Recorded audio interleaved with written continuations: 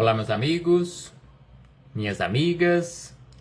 Aqui nos encontramos mais uma vez, reunidos neste ambiente virtual, para mais um momento de estudo, mais um momento de esclarecimentos para todos nós acerca do Evangelho do Cristo, à luz da doutrina espírita.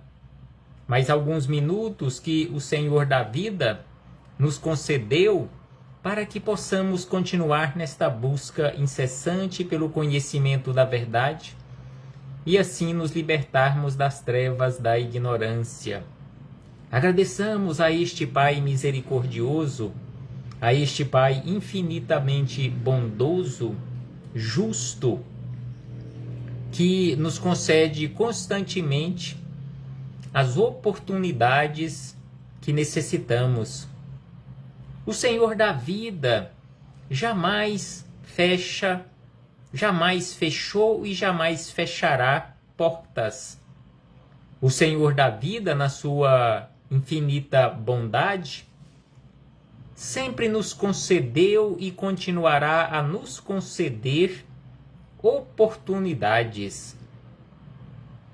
Agradeçamos a este Pai por tudo que já nos concedeu ao longo da nossa trajetória.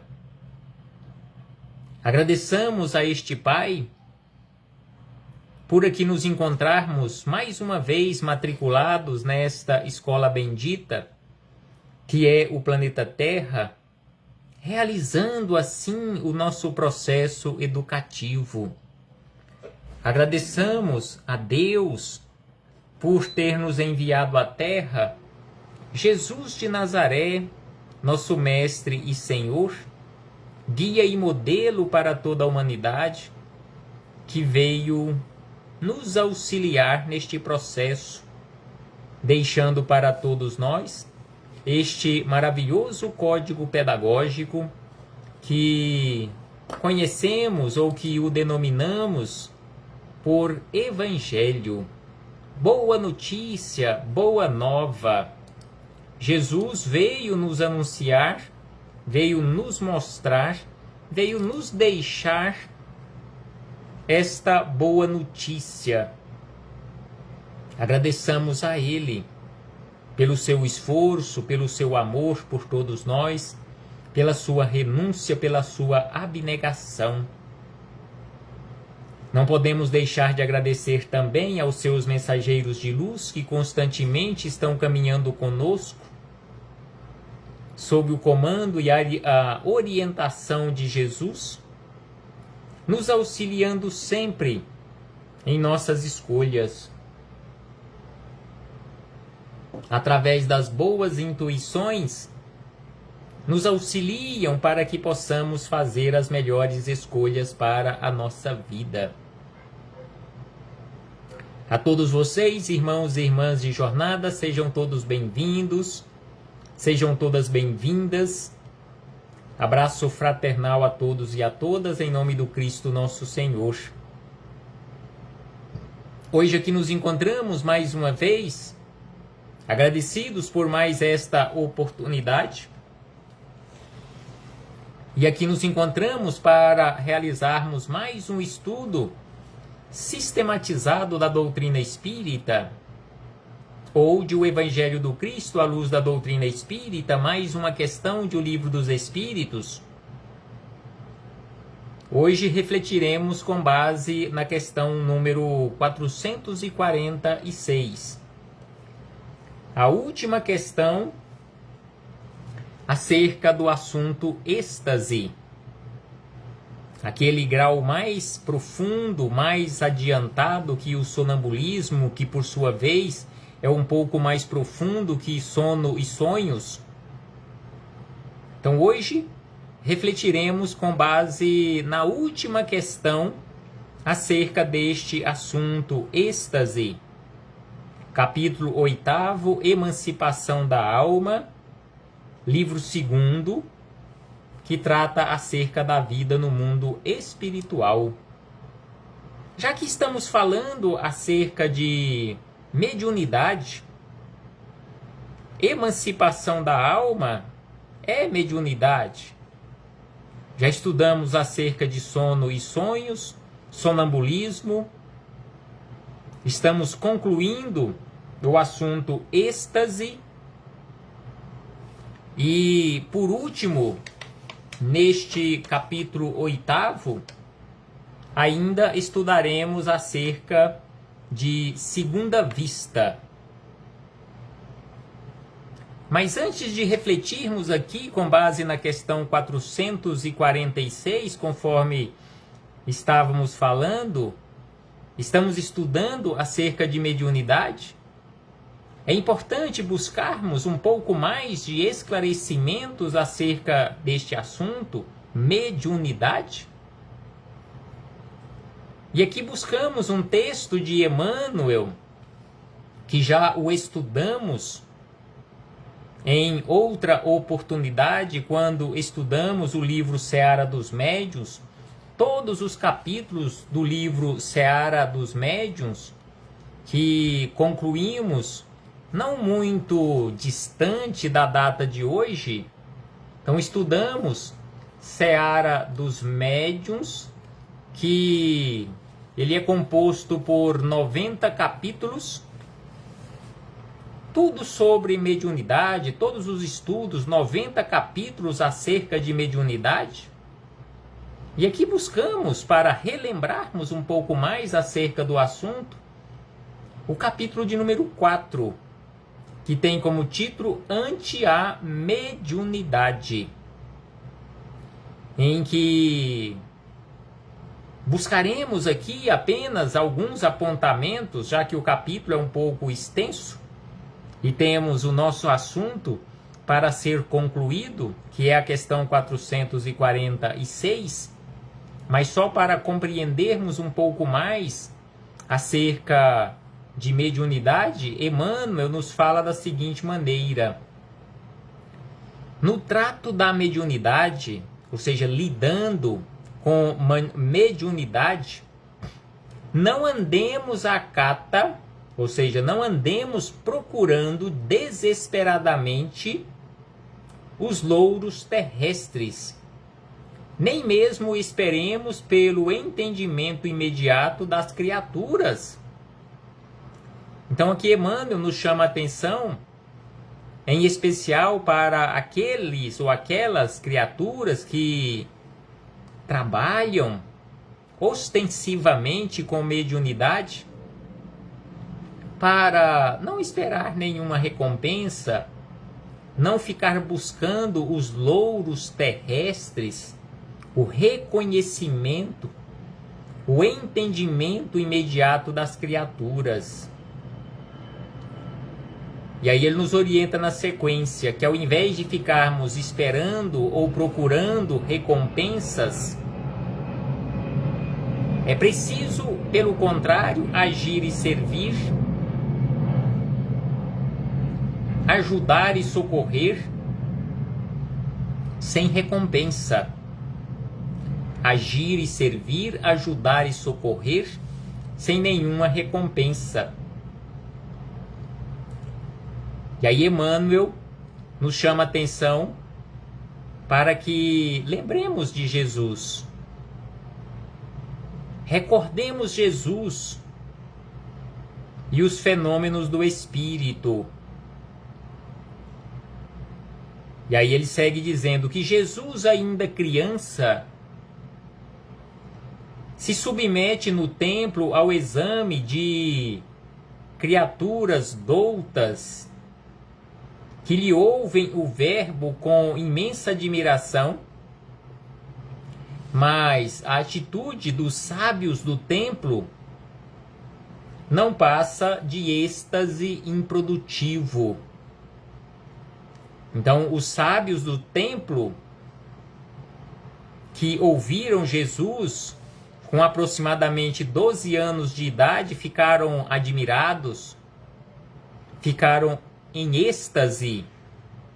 Tal foi a admiração, mas que, conforme encontramos nos evangelhos, conforme encontramos aqui no lembrete de Emmanuel, não passou de um êxtase, de uma admiração improdutiva. Eles não aprenderam nada, não aplicaram nada na prática e em especial as suas próprias vidas. João Batista, o amigo eleito para organizar-lhe os caminhos, depois de vê-lo nimbado de luz, em plena consagração messiânica, ante as vozes diretas do plano superior, envia mensageiros para lhe verificarem a idoneidade. Dos nazarenos que lhe desfrutam a convivência, apenas recebe zombaria e desprezo. Dos enfermos que lhe ouvem o sermão do monte, buscando tocá-lo ansiosos, na expectativa da própria cura, não se destaca um só para segui-lo até a cruz.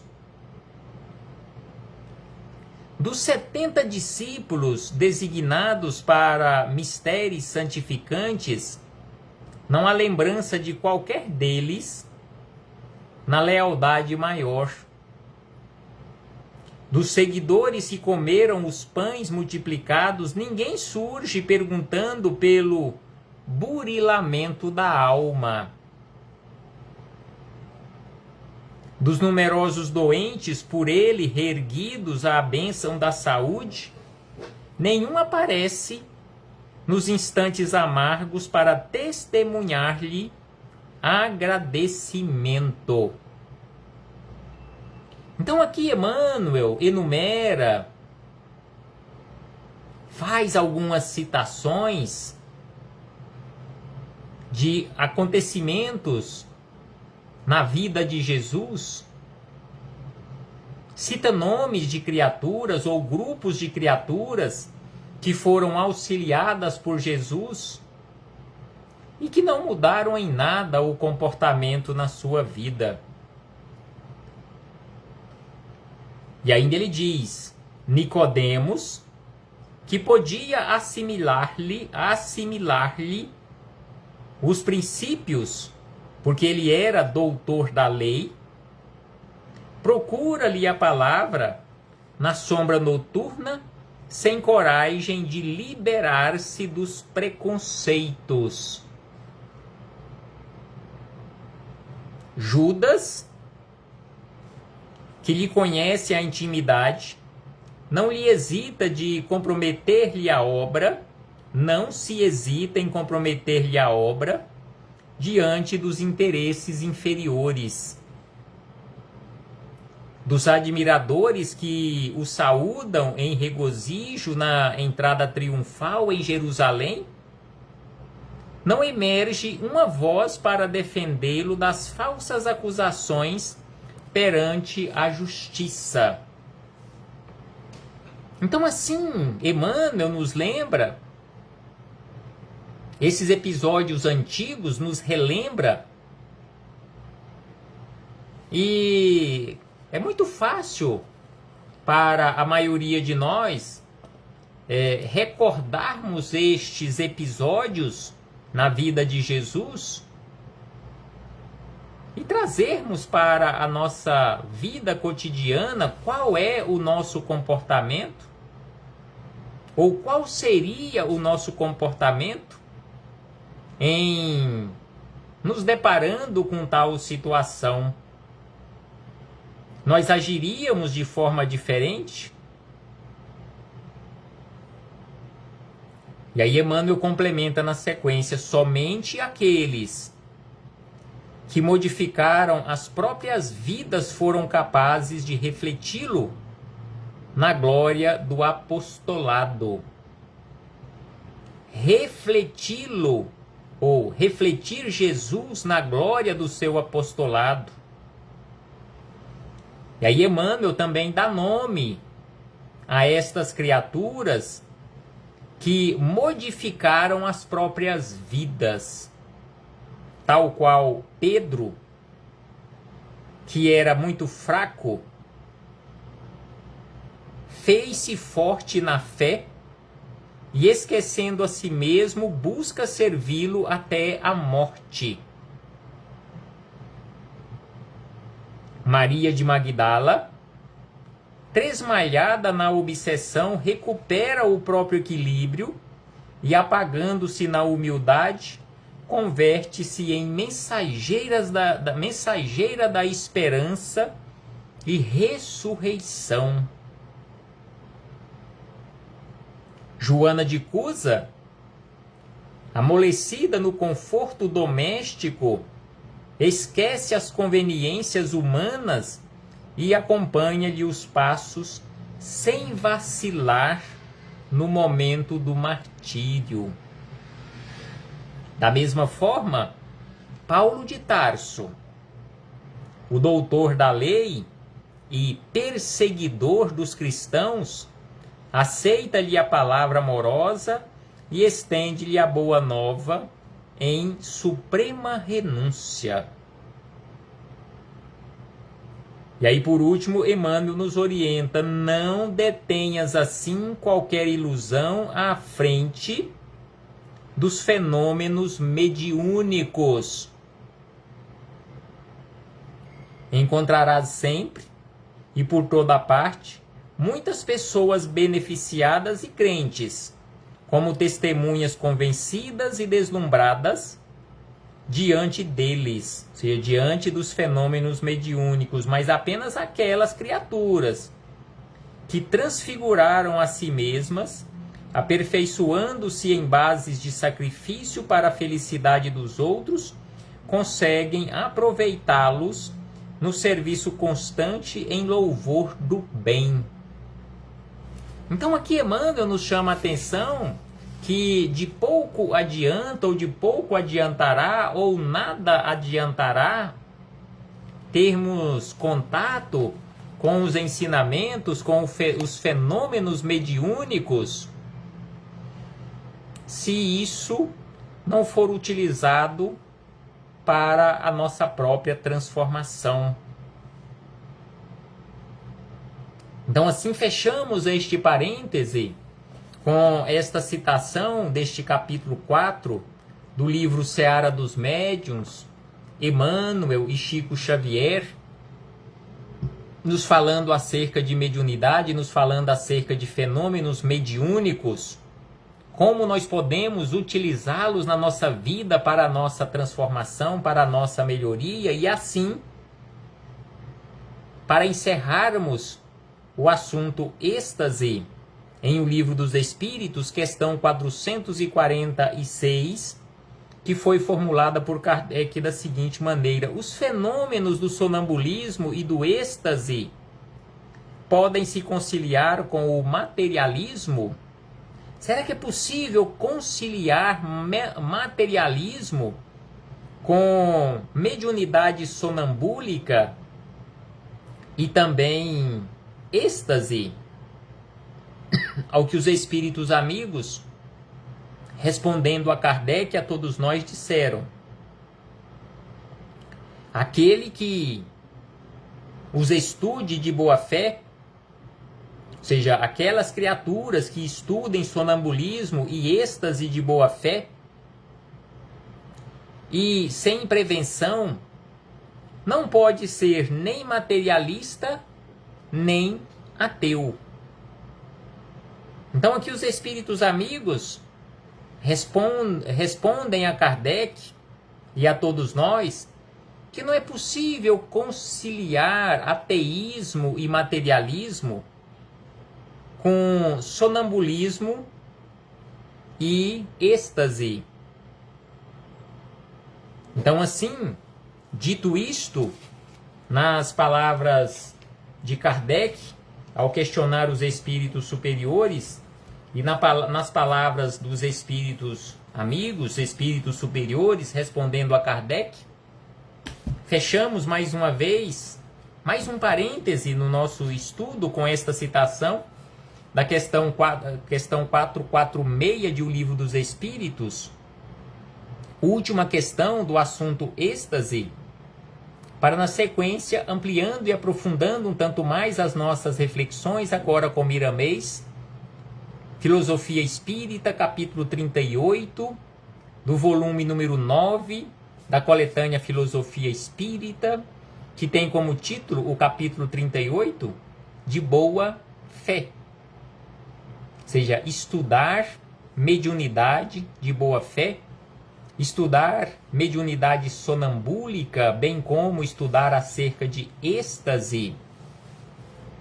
E aí Miramês começa dizendo: se estudar os fenômenos com honestidade, ou seja, os fenômenos mediúnicos com honestidade e boa fé, nunca a criatura será materialista nem ateia, porque esses fenômenos trazem a certeza de outra vida além do véu da carne.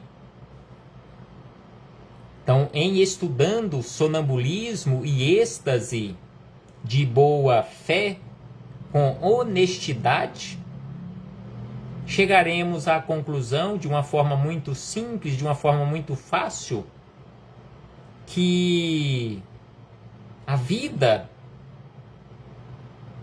não se encerra simplesmente com a cessação das funções orgânicas deste instrumento físico. Que existe vida além da vida aqui no corpo físico. Temos hoje a certeza, em estudando estes fenômenos, temos a certeza de outra vida além do véu desta vida, ou seja, o véu da carne. E em se comportando como um ateu, e em se comportando, ou se comportando como um materialista, ou os dois ao mesmo tempo, não é possível aceitarmos a continuidade, ou termos a certeza da continuidade da vida além desta vida aqui no corpo físico, e em verdade é uma única vida. A filosofia espírita nos promete e apresenta novos campos de análise, com maior segurança das coisas espirituais, e em tudo o que fizermos, não nos esqueçamos da honestidade, anunciando o que realmente sentimos e descobrimos nas pesquisas. Hoje em dia, como se pode, aqui questiona Miramês, hoje em dia, como se pode ser materialista, crer somente na matéria, e se a própria ciência já descobriu a antimatéria? Então assim questiona Miramês: como se pode ser materialista, crer somente na matéria, se a nossa própria ciência já descobriu a antimatéria? E ele acrescenta: a ciência sabe que existe algo mais que as formas, e pergunta sempre: de onde vem a inteligência? Então a nossa ciência, há muito tempo que questiona de onde vem a inteligência. E hoje nós sabemos, por meio dos esclarecimentos que a doutrina espírita nos traz, por meio dos esclarecimentos que os espíritos superiores sempre nos trazem, que a origem da nossa inteligência não está neste instrumento físico que conhecemos com o nome de cérebro.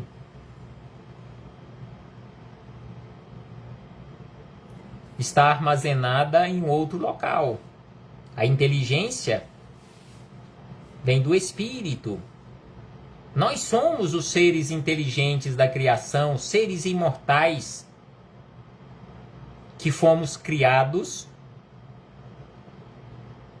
pela inteligência suprema, causa primeira de todas as coisas, que via de regra nós o denominamos como Deus. Então Deus é a inteligência suprema. Nós somos as criaturas inteligentes da sua criação. Então a nossa inteligência está diretamente ligada a Deus. Então a inteligência que nós expressamos aqui no corpo físico não vem do corpo físico, não se origina do corpo físico, mas sim do espírito. E aí Miramês acrescenta: por que os robôs não raciocinam? A máquina feita pelos homens não pode ser mais que os homens. Junto ao corpo se encontra o espírito, chama divina, que é imortal. E depois do corpo existem muitos outros corpos sutis que o espírito usa como vestes. Assim como o corpo de carne tem muitas vestes, assim também o espírito. E aí ele segue dizendo que quem estuda de boa fé os incontáveis fenômenos da vida, os incontáveis fenômenos da vida, firma a sua fé no alicerce da razão e põe esta a contar as histórias que a vida continua em todas as direções do existir. O ateu é a criatura que analisa as coisas com prevenção ou interesse e nega a realidade por simples conveniência. Então, assim, Miramês nos esclarece acerca das conveniências. É mais fácil aceitarmos por conveniência alguma coisa do que enfrentarmos a verdade, ou aceitarmos a verdade, ou termos que trabalhar muito para internalizar esta verdade. Ele não deseja a verdade. O ateu não deseja a verdade. Está acostumado às ilusões e delas faz alimentos para a sua ignorância. Perguntemos a razão mais profunda sobre a vida em todas as suas manifestações, que ela nos dará algo que fará meditarmos no desconhecido. Se a verdade nos interessa, comecemos a pesquisar a vida, ou pelo menos conversar sobre a espiritualidade com alguém que já conhece essa realidade. Então, você, eu, cada um de nós, realmente temos interesse pelo conhecimento da verdade? Porque se assim for, é preciso que comecemos a pesquisar a vida, ou pelo menos conversar sobre a espiritualidade com alguém que já conhece essa realidade. Sendo assim, a filosofia espírita diariamente traz revelações novas para a humanidade. Isso ocorre em todos os países, mesmo nos materialistas. Os canais são diversos, mas reais. A humanidade, queira ou não, vai assimilando a verdade de acordo com o seu despertamento espiritual. Assim sendo, dia chegará em que a maturidade se apresentará e a alma passará a aceitar as verdades eternas, asseguradas pela sinceridade do coração. Então, à medida que formos caminhando, formos adquirindo, construindo esta maturidade, nós iremos aceitando pouco a pouco esta verdade. Negar a verdade é querer apagar o sol usando os dedos. Não iremos conseguir, sem sombra de dúvida. Como se faz com a vela ou um simples sopro que os seus lábios acionam. Nunca os fenômenos podem se adequar aos materialistas e ateus, porque se encontram em extremos opostos. No amanhã, todas as criaturas em todas as nações do mundo cientificar-se-ão das verdades eternas, aceitando e fazendo aceitar as leis naturais de Deus, pelas quais chegaremos a conhecer a verdade. Devemos ter boa fé em tudo o que fazemos, porque essa sinceridade nos levará à verdadeira fé, acionada pela razão e consubstanciada pelo amor. E aí Miramês encerra: estamos trabalhando há muito na atmosfera da Terra para que as criaturas humanas nela sediadas possam converter-se às ideias de Jesus e passarem a sentir e fazer nascer o sol da esperança em seus corações.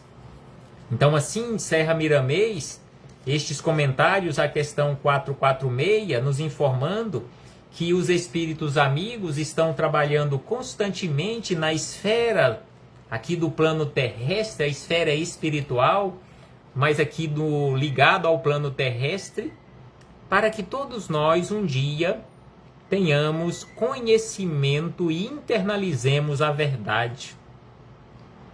Reflitamos acerca disto, meus irmãos e irmãs. Abraço fraternal a todos e a todas, em nome do Cristo nosso Senhor. Muito obrigado por sua presença e até breve.